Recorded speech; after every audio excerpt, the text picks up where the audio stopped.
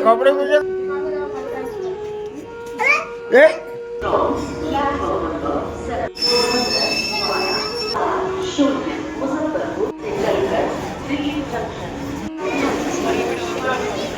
Hello friend, कैसे हैं आप सभी। आई होप आप सभी बहुत अच्छे होंगे। मैं भी ठीक हूँ। वेलकम बैक टू परी कृष्णा मॉम में आप सभी को राधे राधे।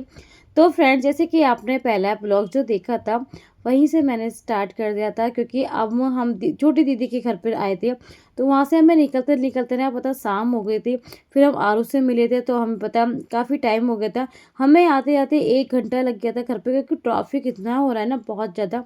क्योंकि अभी है ना भाई दूज पे सभी लोग आते हैं, फिर जाने का होता है। और इस टाइम ट्रैफिक भी बहुत हो रहा है, फिर छठ पूजा की तैयारी भी चल रही है ना, तो ट्रैफिक तो बहुत ज़्यादा था। हम जैसे घर पहुँचे थे, फिर थोड़ी देर बाद ही दीदी आ गई थी। मेरा कुछ सामान रह गया था ना, तो वही देने आई थी। बस सुबह सीधे सुबह मिल रहे हैं आपसे, क्योंकि फिर रात में कुछ शूट नहीं किया था। और सुबह बस खाना पीना बनाया, मम्मी ने पैक करा।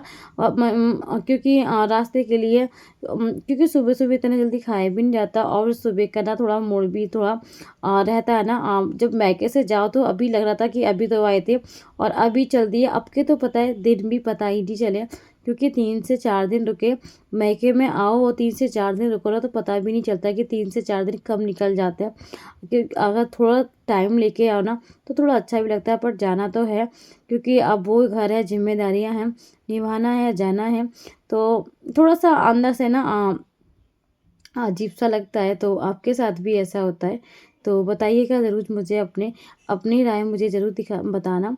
और उसी टाइम पे ना फिर थोड़ा सा वेट करा हम लोगों ने, क्योंकि हमारी ट्रेन का टाइम 9:55 का था। हमें थोड़ा टाइम से भी चलना होता है। और बस उस बीच में आ गए थे जीजू, क्योंकि जीजू हमेशा की तरह आ जाते हैं। हमेशा की तरह हमें ना ट्रेन में बैठा के जाते हैं, क्योंकि आप इस टाइम ना भीड़ भी बहुत जल्दी है और बहुत ज़्यादा भीड़ हो रही थी। मैं जीजू से कुछ कह ही रहे थे, क्योंकि स्टेशन पे पता है हर बार यही होता है कि मुरादाबाद का स्टेशन के वैसे भी आपको पता है कितना बड़ा है, क्योंकि यहाँ पे 3-4 प्लेटफॉर्म है, तो उस वजह से हमें ना थोड़ा कंफ्यूजन हो जाता है कि 1 पे या 2 पे। तो इस बार जीजू कहते हैं कि इस बार तू राइट टाइम पे आई है और ठीक आई है, हमेशा की तरह इसी से आया करो। अ, तो आपको मैं इसके यही था कि मुझे घर से भी ढंगे पे ही चलना था।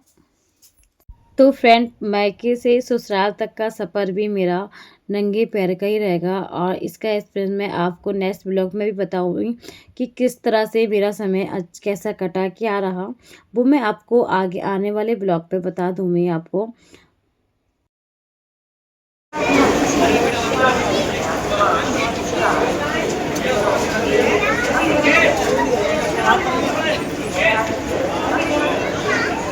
Five, 7, 1, 5 Garibabad express from Kishanganj बच्चों के लिए 006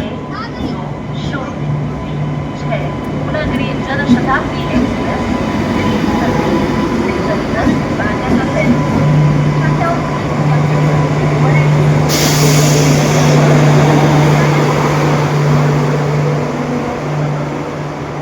ट्रेन आती ना तो अंदर से ना इतना इमोशनल हो जाता है ना मन, बहुत ज़्यादा।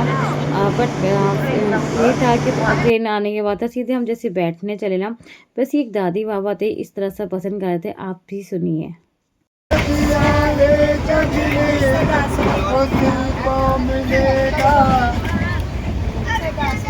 कान करे सकेगा दौलत वालो कान करे से तन न कटे। जब घर से चलते हैं ना तो कुछ मन नहीं करता है कि कुछ खाओ पियो। पता नहीं क्यों अंदर से मन ही नहीं होता, बिल्कुल भी इच्छा नहीं होती। मम्मी बोलती, भाभी बोलती कि कुछ खा लो, बट अंदर से हिम्मत ही नहीं होती कि कुछ नाश्ता पानी करो।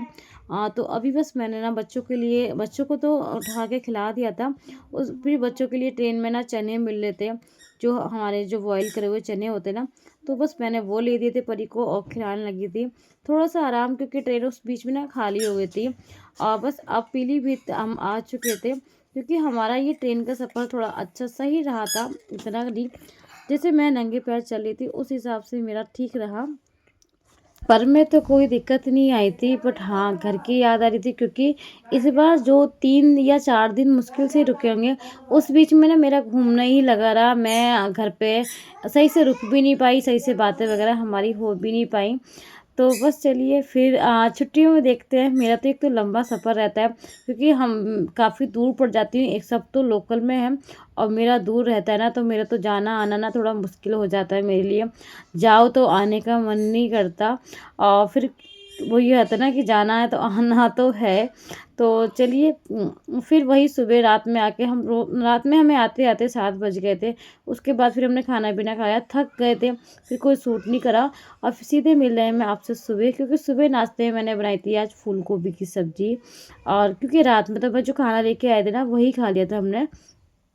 सुबह फूल गोभी की सब्जी, साथ में बना रही थी चावल की रोटियाँ, सॉरी रोटी नहीं पराठे बना रही थी, क्योंकि रोटियाँ भी बनती है बट मम्मी ने बोला कि पराठे बना लेना। तो आज इनके पापा नहीं जाएंगे, रेस्ट करेंगे, क्योंकि आने के बाद ना थकान हो जाती है, तो बच्चे भी स्कूल नहीं जाएंगे और ना ये जाएंगे, तो बस नाश्ता टाइम से कर लेंगे। और फिर आने के बाद ना अभी देखना है, मैंने अभी बैग भी नहीं खोले। आज बैग खोलूँगी भी ना, मैं कल ही खोलूँगी, क्योंकि ये कल जब ड्यूटी चले जाएंगे, बच्चे स्कूल चले जाएंगे ना, तो उसके बाद ही बैग वगैरह खोलूँगी। क्योंकि पैसे तो कपड़े सब धुले हुए हैं, बट यही है कि थोड़े कपड़े प्रेस के हैं, जो पहने थे वो थोड़े गंदे हैं, तो उन कपड़ों को सही से करना है। आने के बाद फिर घर का भी देखना होता है, तो घर के सारे कामों को भी देखना होता है। तो फ्रेंड, आज का ब्लॉग आप सभी को कैसा लगा प्लीज़ कमेंट बॉक्स में ज़रूर बताना। और किस किस के साथ ऐसा होता है कि मायके से आने के बाद ससुराल में काम करो, सब कुछ करो, पर 1-2 दिन मन नहीं लगता ना, ऐसा होता है ना, मेरे साथ ऐसा होता है। आपके साथ भी ऐसा होता है तो प्लीज़ मुझे कमेंट बॉक्स में ज़रूर बताइएगा। मैं आपके कमेंट का इंतज़ार करूँगी, तो आप मुझे ज़रूर बताइएगा।